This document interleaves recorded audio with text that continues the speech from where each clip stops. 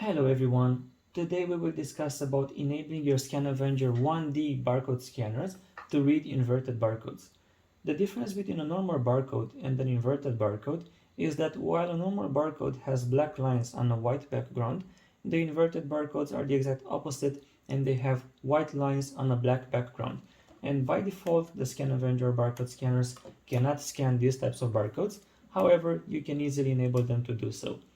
What's amazing about the ScanAvenger barcode scanners is that they can scan barcodes directly from the screen without having to print them.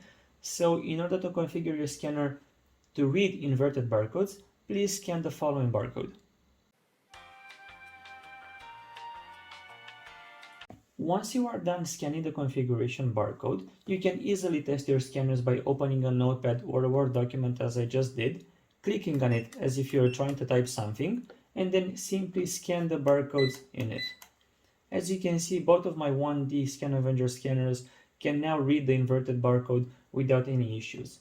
In case you require a copy of this configuration barcode or you need any assistance from us, you can simply send us an email to helpdesk@scanavenger.com and our support team that operates 24/7 will reply to you shortly.